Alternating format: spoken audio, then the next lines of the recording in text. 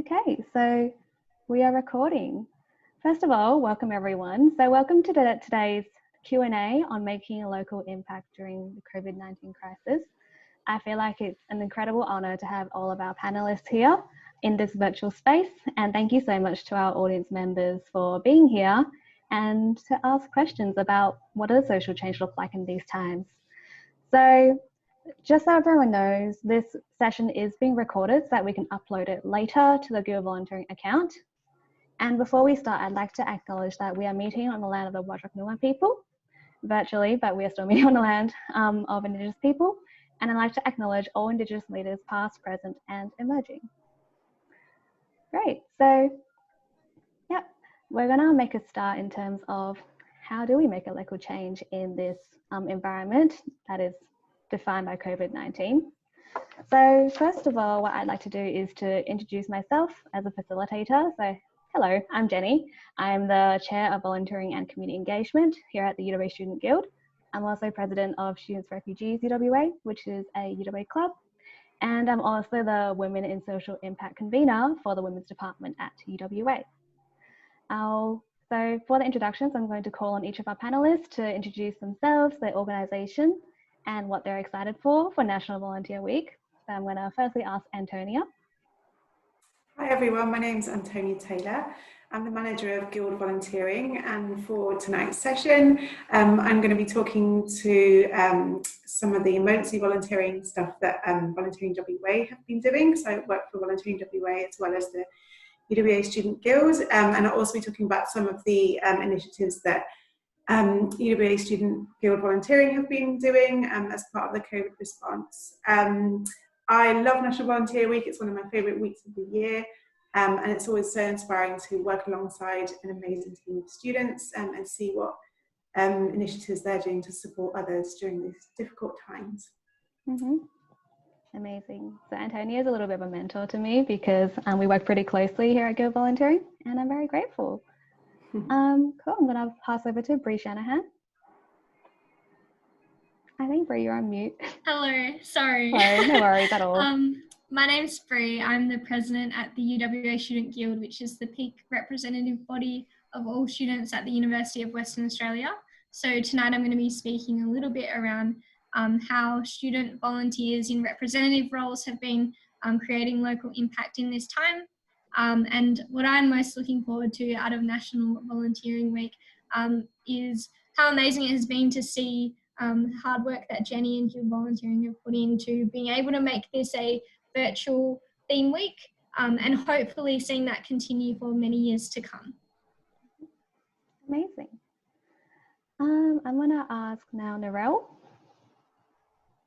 Hi everyone, my name is Narelle Palmer and I'm the Manager of Transition Services at the University of Western Australia. My normal role would be about looking after the orientation of students and running the Uni Mentor program.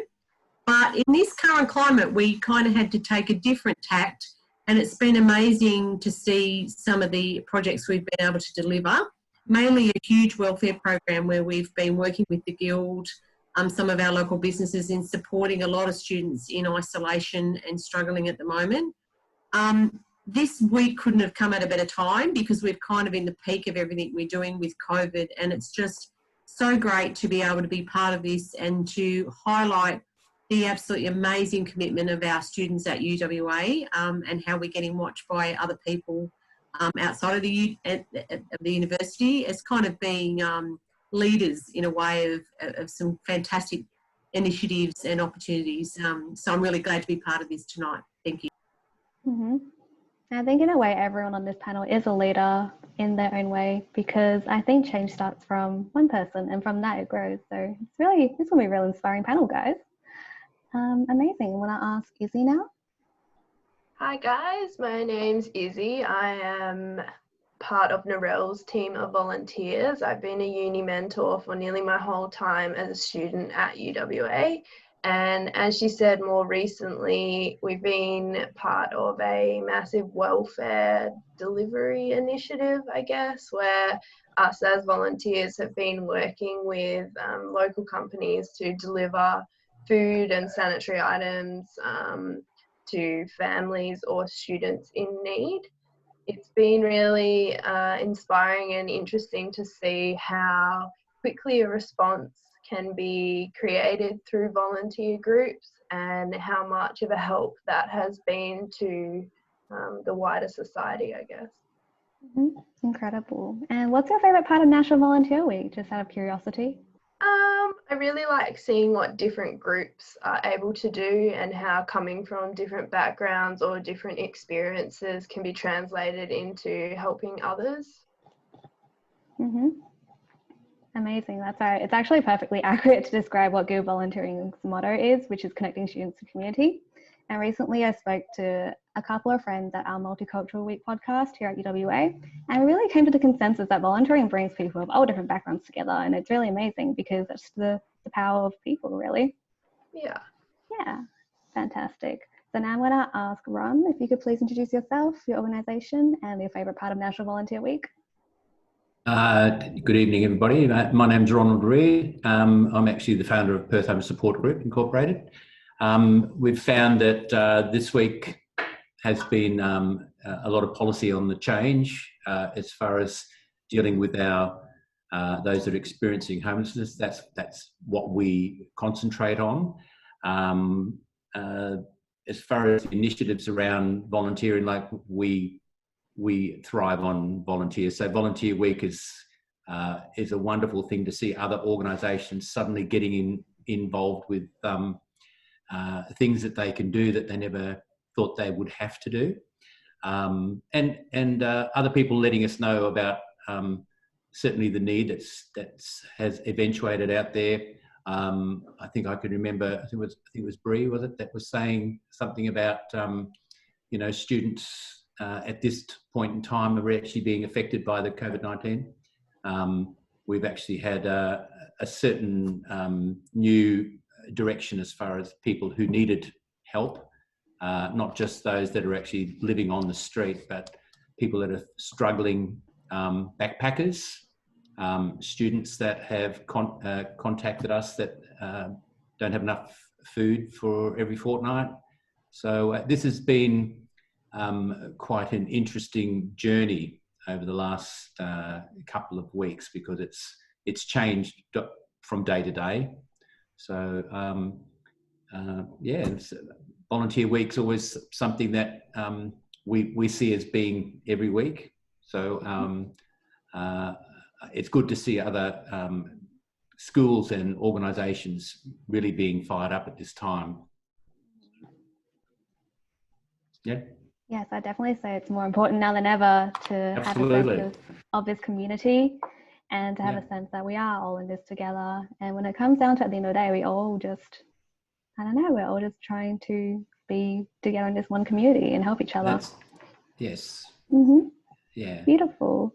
Cool. I'm going to now ask Githa to please introduce yourself. Hi everyone, my name's Githa and I'm on the Public Affairs Council, and I'm also the president of Oak Tree UWA. Mm-hmm.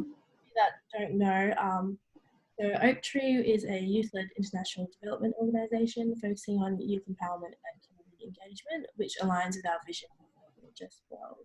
So I guess throughout this panel, I'll just really be talking about how students can still make a local impact from the comfort of your own home, and just even just like relating on things like compassion fatigue, and how I guess at a time like this, it's like really important that we all, I guess, come together and see how we all can contribute to volunteering. And with National Volunteering Week, what I'm most excited about is actually the events that Jenny and Guild Volunteering have planned for the week. I'm really excited to see how all the different clubs and organisations will come together. Mm-hmm. And for everyone in the audience, if you haven't seen already, we do have a Facebook event that is a week-long National Volunteering Week at UWA.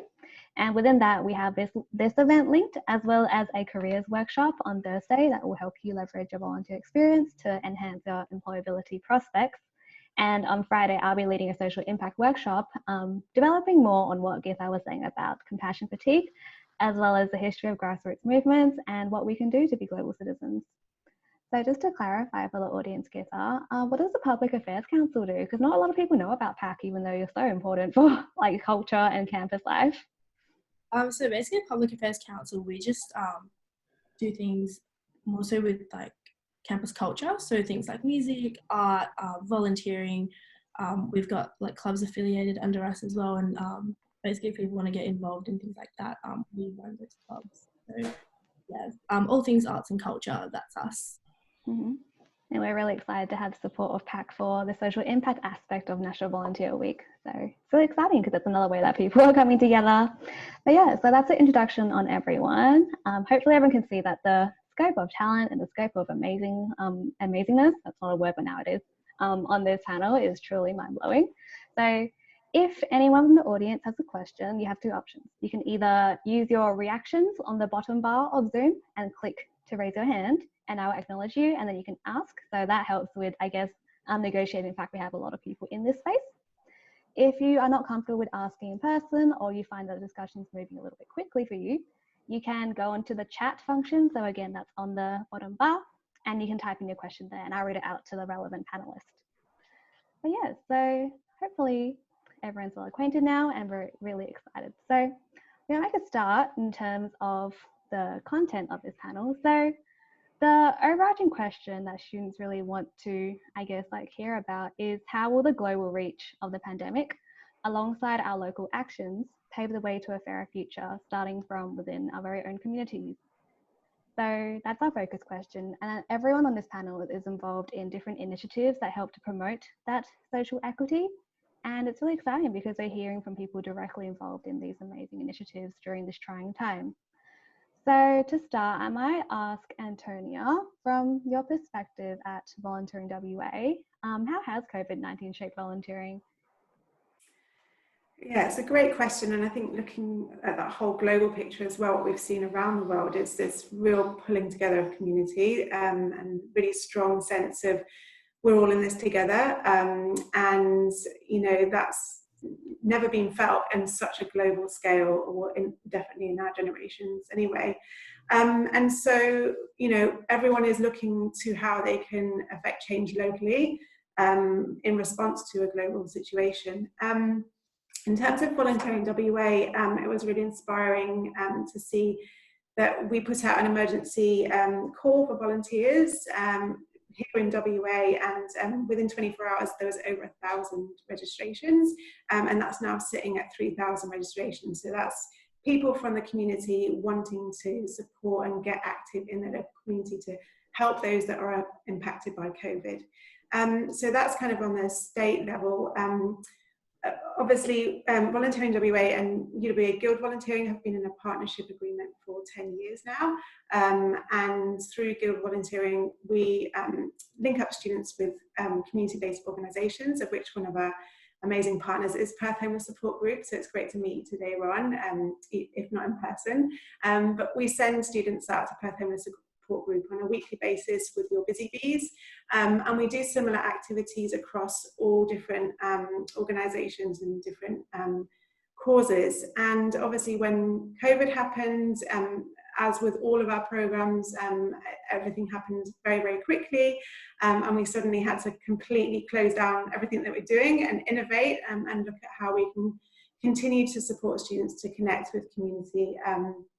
So I'll talk a bit about some of the specific initiatives in a minute, but yeah, I guess just overall, it's just, there's just been such a strong sense of building of community, and that community is whether it's within the UWA community, which I'm sure Narelle and Izzy can talk to, and Bree, and then within our neighbourhoods and our kind of local communities where we live, within our state community, and then absolutely within our whole global community. So it's been, you know, there's lots of positives that are coming out of this, but a huge amount of pain and suffering as well. So, yeah. Mm-hmm. It's a beautiful answer to that question, because I think volunteering is something that is present in everyone's lives, but to varying degrees. And the fact that COVID-19 has prompted people to get more involved, or to lend a hand out, or to get involved in different initiatives is quite amazing. So it's kind of the positive side to the fact that, yes, we are in a crisis, but it does help that we're in this together and we have a sense of community. So I might ask Ron now, so from your perspective as, I guess, a leader of a nonprofit in our community, how has COVID-19 changed like your operations and initiatives for Perth Homeless Support Group? Well, it's really impacted. We started a change back on the 19th of December, which was a change through the City of Perth, and it kind of hit us with a bang. We had to kind of change policies, get things organised, and then try and arrange a hub where we would normally do it. We were meeting at Wellington Square, we didn't know before, and we were getting anywhere up to 230 to 240 people on a regular basis. We got to know them by name. It was quite a family. We recognised when people weren't there, and then suddenly we were all moved to a new place, which was Moore Street, and that was a progress trying to make that work. So you had instability already happening within a community of people that were already feeling neglected. And then suddenly COVID-19 happened and we couldn't do the social distancing. So we had to do a policy on the run overnight with our leaders and team leaders. As we were just saying, we used to get the guild from the uni would come in, all that, busy bees. Well, the busy bees turned out to having 2 of our leaders there at one time for your social distancing. You try and sort out 200 care packs with 2 people. Mind you, my husband and I used to do that in the back of our salon.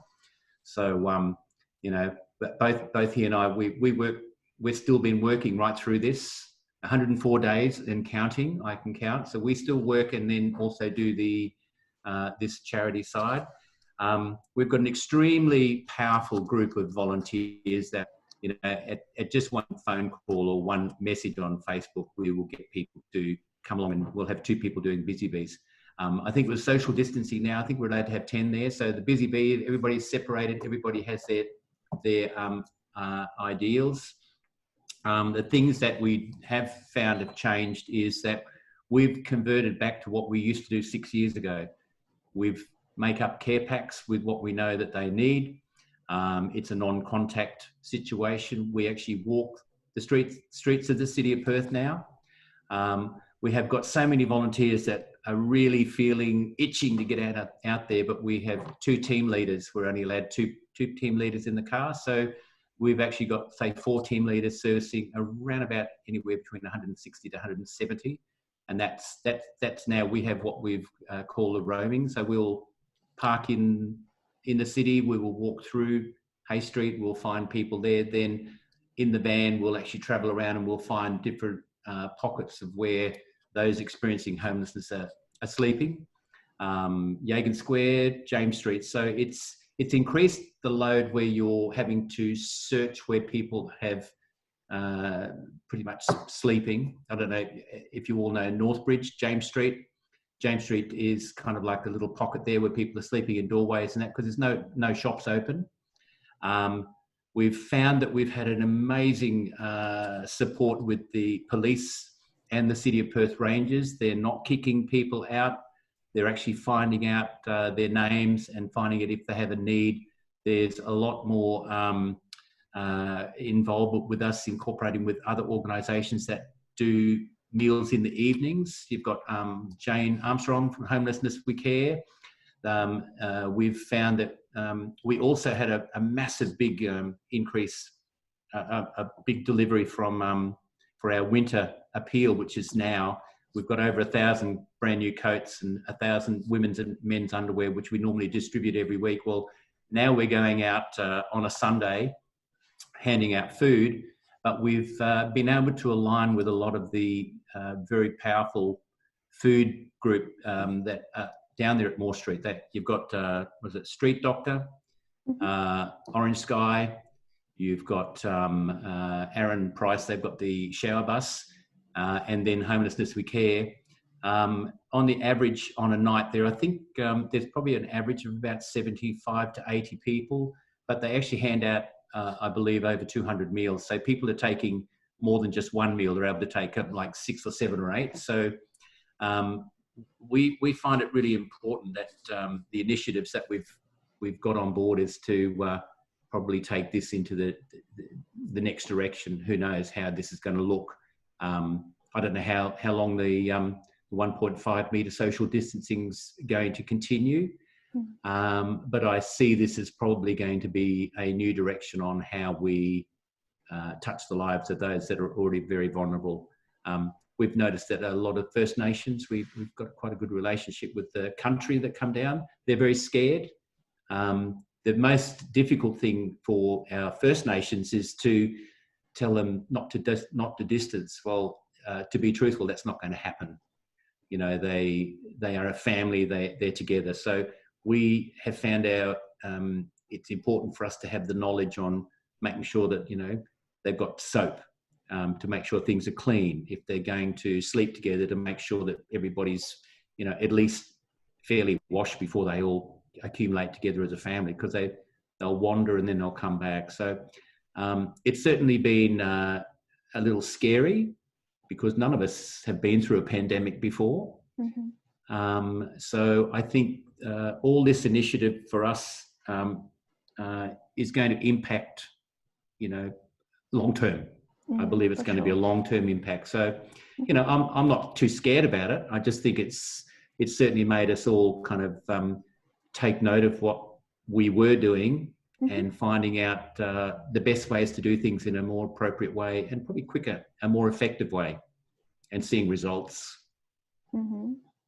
Yes, and I'd like to touch back on that point you mentioned about a new normal, and I absolutely agree, because a lot of studies after pandemics have shown that there isn't really a return back to life as we knew it, because pandemics are seen as catalysts for change, and that includes hygiene-wise, includes in social conventions, and it even includes volunteering social impact. So in a way, I think our new normal is enhanced awareness of how, I guess, a lot of us live on a level of privilege. Mm-hmm. And when we have the platform to be able to help those in need, it's actually possible to do that and take action from that. So, and I think we see that at UWA in terms of how students are realizing that they can get involved in volunteering even virtually. And maybe I want to ask Bree now how, I guess, the pandemic has affected students and just their relationship to their studies, their work, and their volunteering. Sure. I think that the pandemic has had an astronomical impact on sort of every facet of students' lives, whether it's losing casual work, their studies, having to adjust to online study within about a week or so, you know, suddenly trying to have to navigate the Centrelink system when it's already totally overburdened, navigating housing issues, as I think someone touched on just before. And something that's really come through our outreach that we have done is that students' mental health is really taking a huge hit, and it comes down a lot to the isolation, I think. I mean, I haven't felt like I've been at university this semester because I've spent 6 months sort of in my bedroom, which is a very different experience to the regular UWA experience. And I think what's important to acknowledge is when COVID-19 is over and we find a vaccination, or we discover that the Australian sort of situation is resolved, these issues aren't going to go away straight away. I think these are issues that students will be facing for a very long time, and our role as student representatives mean that we have to be continually advocating to ensure that they're not left behind as everything returns to a new normal.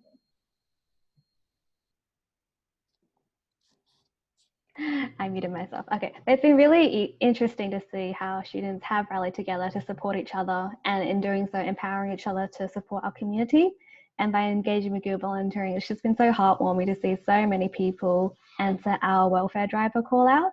So I might ask Nero and Izzy if you could please tell us more about the welfare driver call out and what Uni Mentor and the transition services team have done in terms of amazing initiatives as well. Yeah. Sure. You go, Izzy. You tell it. So from my perspective, I am a current student at uni and I work with the transition team. So we got a call out on probably a Wednesday, maybe a Thursday evening, asking for drivers who would be willing to travel to pick up welfare packages and to deliver sort of maybe up to 8 packages in an afternoon, and then to sort of maintain that for a week or 2. So I said that I was available, and on Friday I got told that we were all go. So initially, we were picking up packages from Narelle's house that she was putting together in her garage. She was sort of shopping in the morning, putting together, and then we would be collecting from sort of 2 o'clock onwards at 20-minute intervals. So there was no mentors there at the same time. And then we would deliver the packages to the address that we were given and leave it at the door and then ring the person. So contactless, a lot of hand sanitizer in the car, all that kind of stuff. So I think it was about a week that it was out of Narelle's garage before IGA in Wembley got involved. And we sort of started this little bit of a transition to picking stuff up from Narelle's and from Wembley, where they put sort of a more serious essentials packet together, which we could then take to the students who needed it. And over time, that's kind of escalated to now we can deliver packages that are hygiene. So there'll be a basic grocery package plus a hygiene package, along with if they have like not special needs, but special requirements. So a child, I quite frequently will have like a family pack with baby formula. We had a few ones that had specific requirements for Ramadan and lots of lactose-free, gluten-free stuff, so we could deliver that. And also picking up electrical equipment from uni. They're now hiring out laptops and dongles, so we can deliver those as well. Amazing. And Narelle, do you have any other comments on just how incredible our volunteers have been in, I guess, like these trying times, supporting each other as students? I think, I mean, we've got a pretty big mentoring program. We've got about 800 students right across the board. So, you know, they're providing regular contact and support of students. But what this brought out, I think it was like almost a kind of a correction of our thinking in a way, because that support was needed 100 times more. So a number of our mentors like Izzy stepped up and we were doing the physical welfare packs and delivering them, but the other mentors that were not doing that were still online every day talking to students. And I think it kind of was quite a shock to a lot of students, particularly domestic students, realising that our international students were getting thrown out of their accommodation. Those that were having to be isolated had absolutely nothing. So suddenly to be made to be isolated and think, I don't know where I am, I've got no money, I've got absolutely no food, nothing. It really made us stop and think, wow, you know, there's some really serious issues happening, and it's just been amazing to see everybody stepping up and just getting a greater understanding about what everyone in the community is going through, rather than, you know, just at UWA. But it's the community, I think, is a lot stronger, and I think there will be, while we've had some horrendous times going through all this, I think the benefits will be we're a stronger community for it, because it's made us stop and think, wow, I go home and I've got this and I've got that and I don't have to think about it. But imagine having totally lost your income and totally lost everything and think, wow, I'm really vulnerable. And as Bree said, the mental health issues, you know, it's incredible what the students have had to go through. So I think there's as I hate to say it, there have been some benefits that will come out of this, because I think it will kind of recalibrate us a little bit and get us thinking about each other and how we can rally and we can do this, and the littlest gestures can go such a long way. That's a beautiful summary. And I think you're so right about the recalibration of our priorities, how we think of each other, and this sense of community as well. Because when it comes down to it, I think everyone is human, and this pandemic has brought that out more than ever before in our modern times. And yeah, it's quite interesting, because I know, Bree, with the Save Our Students campaign, that does advocate for the rights of international students and domestic students alike. If you'd like to tell us quickly a little bit more about that. Sure. So the Save Our Students campaign is a joint campaign with the National Union of Students that has 8 key demands sort of across the board of students' lives. So, for example, fixing Centrelink to ensure that it's covering students who are covered under the Disability Support Pension and Carers Pension, ensuring that international students can have their visas extended so that they're not being disadvantaged by a global pandemic, ensuring that institutions are adjusting their assessments in a fair manner so to account for the huge impact that coronavirus has had on our ability to study. So the Guild has been supporting this and will continue to support it. I can probably speak a little bit later on how other students can get involved, but I think it's really important for us to, again, have that long-term vision of maybe now we're advocating for example, the coronavirus supplement that was introduced, which finally saw a New Start be raised to a sort of livable level, which is the payment for obviously people who do not have work.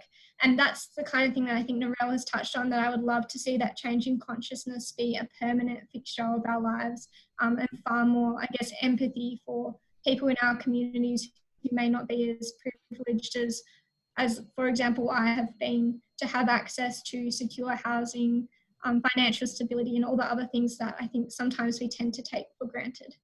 Mm-hmm. Absolutely right. And I think in response to seeing all of these inequalities further exposed and just seeing what amazing action can be taken, I like to ask Itha, like, how are students reacting to this and how do we handle this on top of study and work and things like that? I think like on top of having to juggle with everything else, like I think ways that students can, I guess, like be involved. Is that what you're asking me? Mm-hmm. Yeah, how are students getting involved on campus? So, I think a big part of that is, I guess, utilizing the resources that we have been like so fortunate to have. Like, for example, like having access to Zoom. Like this whole discussion would not have happened without it. And I think seeing all the ways that the different clubs, like not just social impact clubs, just different communities that are all over campus, how they're, I guess, sorry, I just lost my train of thought, how they're responding to this has been really good in terms of trying to get the online presence up, in terms of having like interactive games like the bingo nights and the quiz nights, and like in order to raise awareness, but also just like touching base on the Guild volunteering team with their micro volunteering sessions. I think that's been pretty helpful in terms of like how people can get involved still at home. And yeah, it's been amazing because we have all these initiatives, and I just want to ask Antonia again, because we have so many amazing programs and initiatives, and this is a question that extends to everyone, is how do we gauge the impact and evaluate the impact of our initiatives that are occurring because of COVID-19? So if there are any stories or marked statistics or things that you have on hand, now would be a really good time to tell us more about that. So Antonia, if you'd like to lead. I think you're on mute. Sorry. Thinking about impact, I think it's still pretty early days. So a lot of our more longer-term programs that we've kind of innovated to develop are still in the developmental stages. So one of the programs I'm really excited to be working on is in partnership with a local primary school who have a lot of children and families from CAL backgrounds, some of them newly arrived refugees, or some families that have limited English skills. And obviously when the move to distance learning happened, they were really concerned about those families and how they would access the information being sent through by the schools and things like that. So we're setting up a mentoring program where we link up UWA students to mentor with a family. of that school, and we've been specifically seeking for students with certain languages that the families speak, but also we've partnered with the Masters of Social Work as well, and they've got some outstanding students with a huge amount of experience and passion for working with families in vulnerable situations. Obviously things have changed in terms of children are now back in face-to-face learning, but that school sees that kind of mentoring relationship as being a huge benefit moving forward. And what the schools found is that they were using a Department of Platform Connect to communicate with families, to put all the work on there. But because of COVID, they've now actually, in the long term, going to be using that platform more and more. So they want families to all be kind of able to access that platform and, you know, have a safety net as well if we suddenly go back down into a lockdown situation, that those families can access the resources. So I see our students as being tech savvy and also, you know, having a huge amount of skills that can potentially support people in really significant need, and we can do that through a virtual relationship, which is really exciting thanks to the powers of Zoom. So that's just one example, but as I said, the impact of that will be longer term, but we will be looking at measuring that impact through things like before and after surveys. The mentors involved in that program will be doing fortnightly progress reports. We've put in a student leadership structure so that we've got fortnightly small teams of mentors will be meeting with a student coordinator. So yeah, that's a really exciting program that we're going to be rolling out. I guess one of the things we do is we try to have impact in the community, but also create impact within our students as well. So it's been touched on a couple of times already, but one of our most exciting initiatives has been our virtual micro volunteering. So thanks to Marcus, who's on the line, and Tabor. That's a student-led program, which, as Marcus said at the beginning of the session, is normally done on campus. They were really quickly able to innovate and actually put that online, which was phenomenal. Within 2 weeks of the shutdown, that program was up and running and online. And the first piece, I think the first session had like 40 participants, the next one 50 participants. So it engaged a lot of students who were able to make cards of support for different groups in society. So one was seniors in isolation, another one was our frontline healthcare workers. So students created these beautiful messages of hope and support, which we then printed and then distributed throughout those communities. And I think that has a benefit for both sides. You know, students feel like they were able to give something and also kind of able to kind of channel the feelings that they were having in terms of wanting to help and wanting to do something, wanting to do a gesture, but not being able to do that. So it was an opportunity for them to do that safely from home. So that's been really inspiring, and I just want to say thanks to those program coordinators for doing such a phenomenal job in leading that. So, you know, the impact there, I think, is, we saw the impact when we saw the hospital workers holding up their cards, smiling that had received a card, which was incredibly heartwarming. But we can see the impact in terms of the feedback from students as well, that have been really enjoying those sessions. And it's a bit of a break, you know. I know it's an online situation, but it's a break from the normal kind of study. And it's also, you know, as we're sitting here all together in a group environment, it is a group environment. And Marcus and Tabor do a great job of interacting with students and getting them to share stories. So. Mm-hmm. It's incredible because its impact is just so multifaceted, and not only is it happening now in terms of making a difference, but here at Guild Volunteering we believe that if we engage students in volunteering and social impact now, we're creating the change makers of the future and cultivating their abilities to have that empathy, social awareness, and just reaching out to people because we're all human. So I'm going to direct this question of evaluating impact now to Ron, and then after Ron, I'll ask Narelle and Izzy about the impact of your initiatives. Like, how did you evaluate that? Overall. So the overall impact as far as the organisation, or how it works for us? In terms of the initiative that you've put out during COVID-19. You're breaking up. You kind of went. Sorry. Evaluating impact in terms of the initiatives during COVID-19 that you've the evaluation homeless support group has put out. As far as what we've been doing in the initiative, Yep. It's certainly given us time to strategize on other directions that will take place in this time, especially with our limited ability with the volunteers, because we find that the impact that we make on the street was because we were able to have first contact with people that were pretty damaged and broken. So in looking at that, I think the strategy that we have now is to make sure that we can try and get out as many nights to the other services to see how many of the regulars that would normally see us on a Sunday, are they actually acquiring these services during the week, and then also being able to have that conversation with them to find out either why they're not going there, or where else they might be going. So we've certainly having to look at a lot more, I guess, social media side. You know, with this whole Zoom, this is all new to me. I had to learn how to download it, and I was hoping it was going to actually work. So, I mean, I'm an older guy, and we find a lot of the recipients that we meet on the street, they don't have the luxury always to be able to have access to social media, the news.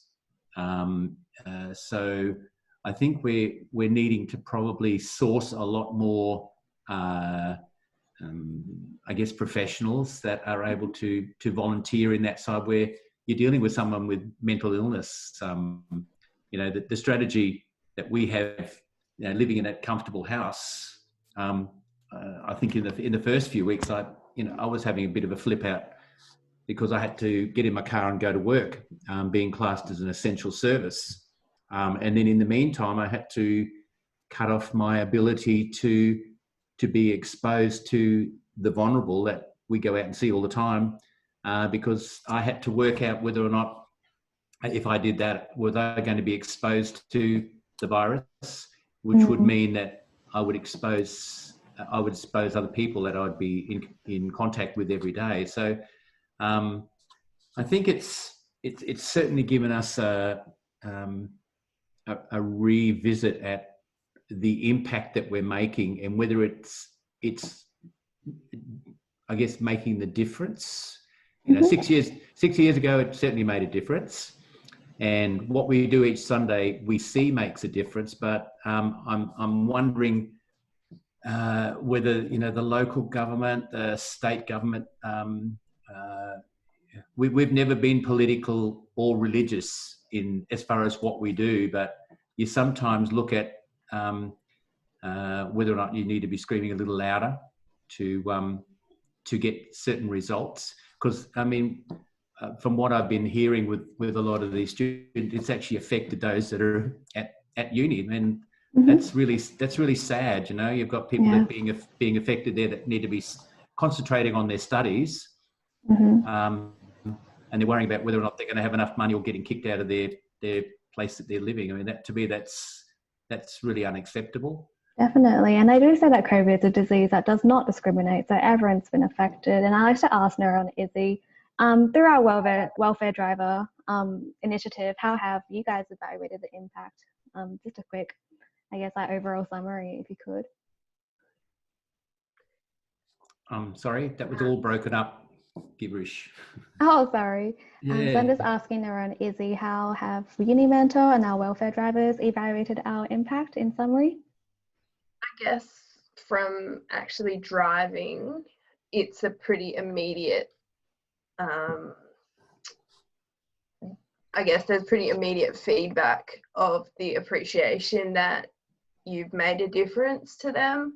Like if you leave, you know, a lot of the apartments are inner city skyrise apartments that I as a driver can't get into, that you sort of have to put it outside and call them and wait for them to come down. And often if they come and get it and they see you, you can see, like, there'll be a bit of conversation about, oh, thank you so much, we haven't been able to leave the house for a week, or you know, that kind of stuff. Other times when you leave stuff and you might not be able to get onto the person in the house, a while later I've received text messages of like a photo of all of the stuff they've got with thank you so much for everything, like really appreciate it. So that it's pretty instant feedback of the difference you're making.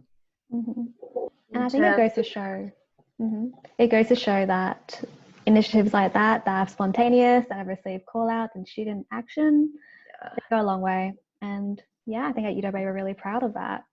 So moving on to our last section before we move to other questions, in terms of insight and trends, Bree, do you have any comments on, trend in students getting involved in social impact and campaigns and advocacy going forward? So just a quick summary if you could, please. I mean, it's a little bit tricky to give the impact of the current campaign that we're running, but I think something that we've really noticed is the amount of students engaging in their student union. I think that it has increased because students have come to see what independent representation means and how it can really improve their experience at university. And I think that almost this pandemic has forced people to become political because of how much it is impacting different parts of their lives. And whether that's just agreeing that, you know, there should be more leniency for people's housing rights, or whether that's going to becoming very political and getting involved in protests and online campaigns and things. I think it's a really nice, acknowledgement of how different people are experiencing this pandemic and pulling together, as you say, because we're all in this together. And I think on a probably different note, it's been amazing to see the online communities that have formed for more social interaction, which we haven't seen before. And I think that makes our campus more accessible to those students who may work long hours or live far away from campus or be studying in Albany, and still give them that sense of student community and ability to meet people they may not normally have engaged with. Amazing. So now I'm going to ask probably Antonia, in terms of getting involved, for students getting involved, how might they go about doing that? So would you be able to please, outline the process for getting involved in guild volunteering, especially with organisations such as Performer Support Group and our other partner organisations? Yeah, it's a great question. There's multiple ways you can find out about guild volunteering programs. We have a website, guildvolunteering.com. We also have a very active Facebook page. So just search UW Guild Volunteering and you'll find that as well. But Career Hub is the place to also go to search different volunteer roles. My colleague Aisha and I work really hard to kind of seek new volunteer opportunities, and particularly during this time, opportunities that are safe for students to get engaged with. We have a number of student-led programs. I mentioned Micro before, but we have about 11 or 12 different programs. Many of them are currently postponed, but as soon as it is safe to do so, we will be getting those back up and running. So they're more group-based programs, so that's something to look out for in the future. And we also list those on Career Hub under our event section. And also we're here, so you can always email us, you can call us, and we can help you to navigate all the different opportunities that are available, and help to try and find an opportunity that works for you, for your time, other time commitments, and what your interests are. We work with in 14 different interest areas. So whether you're interested in homelessness and housing or environmental sustainability, we can help to link you up with an opportunity. So obviously we're a little bit constrained right now, given the restrictions, but we can also plan ahead as well. Yeah. So we hope to help students to find a placement that you can do safely. Amazing. And Getha, would you like to outline just a couple of our social impact clubs, maybe in dot point form, and what they're doing?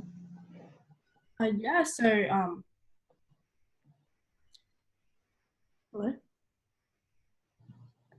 no, you're good. Yep. Just like what the different clubs are doing. Yeah, just a couple of examples. Yeah, so with Oak Tree, for example, what's come out of the whole COVID-19 situation, our main campaign, Below the Line, has had to be pushed back. So we've actually introduced a new campaign called the Give a Five online. So basically what you do is you nominate 5 friends, and then you kind of give them like a Wi-Fi high five sort of thing. And then you kind of get like a social chain going. And I guess it's supposed to encourage you to donate like $5 to our organisation to help us like fund our development programs, our workshops, like for the youth and stuff like that. And Amazing. And what are other clubs doing? Yeah, so with Students for Refugees, I know that you guys are doing the card making sessions as well, and you guys are working close with the CALD community. Yep, so recently we partnered with micro-volunteering to create cards for refugee and asylum seeker families living in Perth that might be doing it tough right now, just as a show of community support and that there is solidarity standing with them. Currently, we also partner with CARAD, which is a Centre for Asylum Seekers, Refugees and Detainees. So they run a food bank which is accessible to people of refugee and migrant backgrounds. And because a lot of our government initiatives don't include people on temporary visas or asylum seekers in their plans, nor can they access Medicare or a lot of vital services, this food bank becomes quite vital. So we have run a food drive. We raised $301 within a month. And the way I think about it to keep myself motivated and to keep morale up in our club is that if we didn't run this fundraiser, then that 300 would not have been raised. So I think that's the same with a lot of our initiatives here, where if we didn't do it, then we wouldn't have the impact that we see right now. So I think it's just a big testament to how amazing and compassionate everyone here is and how that can turn into tangible action. So it's quite amazing. And I think now I'm going to open the questions to our audience. So I know there's a lot of amazing panelists here, and yeah, if anyone has any questions, please use your React button to raise your hand, and then I'll acknowledge you and you can ask our amazing panelists about, I guess, the work they do, how they've been going. So I guess to warm up to start, this is more of an informal question, but could everyone please name one tip, one piece of advice, just one very short tip you have about coping with compassion fatigue at this time? So I'll start with Bree. So I think that's something I really had to come to grips with during my time as Guild President. So I've had to really figure out what works for me in terms of having the opportunity just to be mindful. And for me, that's playing piano or listening to music. So find what works for you and make sure you schedule time to do it. Incredible. What about you, Narelle? What do you do? It is important to have a bit of time out. I mean, I think we feel like we want to do everything for everybody and you can't. But what you do well, and you do make some time for yourself. For me, it's just listening to some quiet music or something, finding a quiet spot somewhere, just taking a bit of time out, especially when we're all kind of have been stuck at home. But yeah, just not trying to carry the weight of the world on your shoulders, but just do what you can, and we appreciate that. But have some time for yourself. It's really important. That's actually really good advice.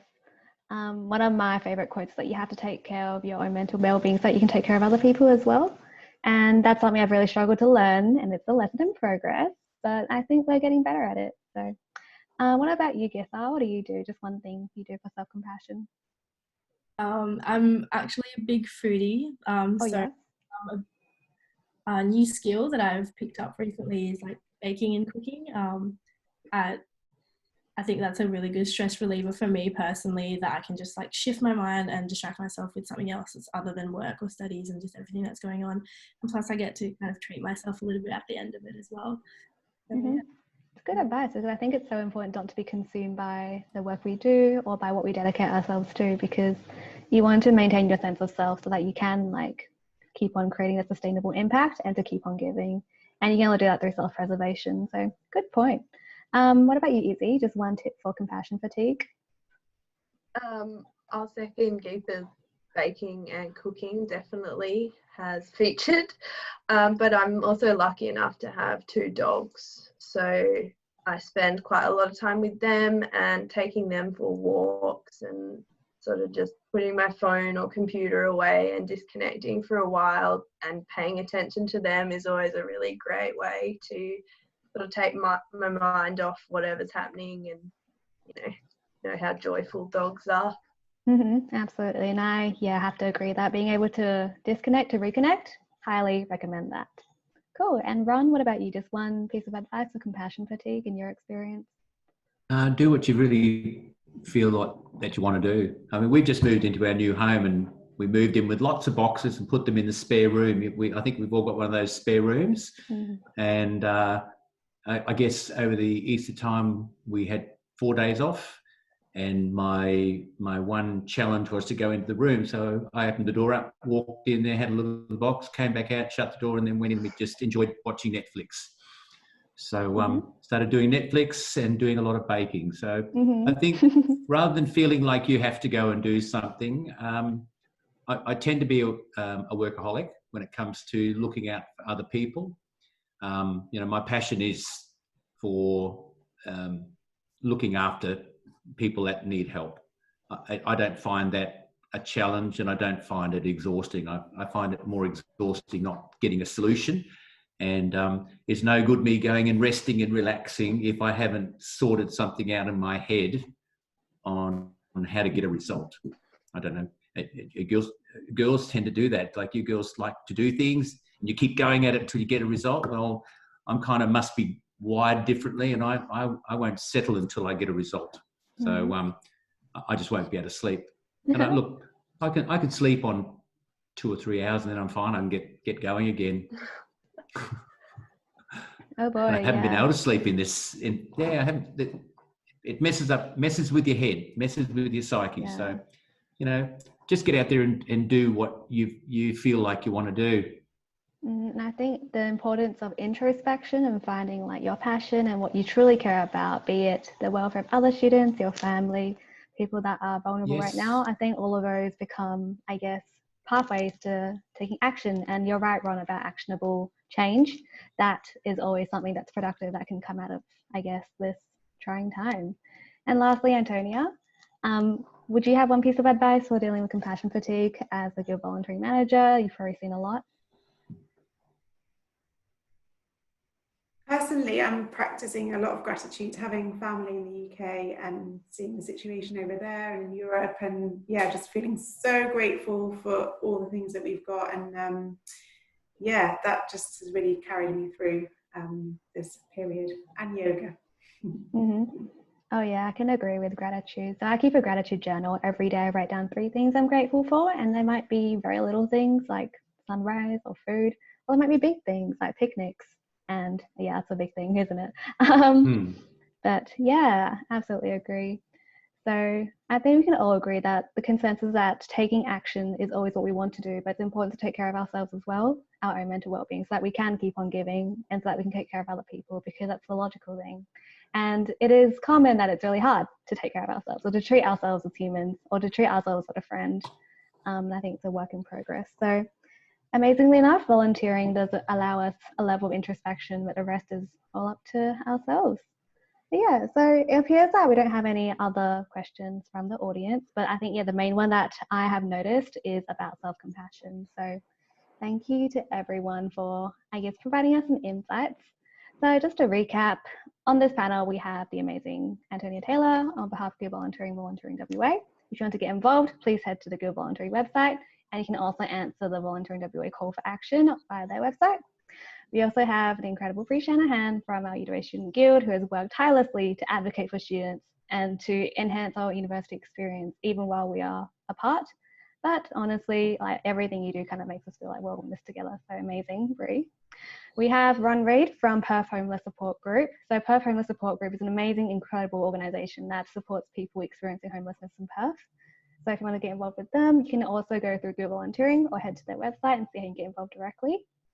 We have Narelle Palmer and Izzy from the Uni Mentor and Transition Services Program. So if you're not a Uni Mentor, you're missing out, because I think all of the students here have been Uni Mentors before, and it leads to incredible things. And you guys are doing such an amazing job with your Welfare Driver program. And just even in the background, students connecting with their mentees, that must be a really incredible lifeline of social support right now. And we have Githa, who is president of Oak Tree WA, as well as our Public Affairs Council representative, and who is doing amazing in terms of, I guess, like reinvigorating campus culture despite our times. And yeah, just a testament to youth empowerment. So overall current trends in our volunteering sphere at the moment is that COVID-19 has recalibrated our priorities. Our social inequalities are now more evident than ever, but that has inspired a lot of change. And I hope that everyone here has benefited in terms of hearing about some amazing stories of how social change can be actionable and what, I guess, one person can do in order to make a big impact. So last of all, thank you so much to everyone for being here. Thank you to our panel members who have inspired us incredibly and given us so much good news about, I guess, how our world can be fairer in the future. And yes, Leslie says thank you everyone in our chat as well. So yeah, I think that concludes our panel for today. Everyone did amazing. I'm going to start recording now. So give me 1 second.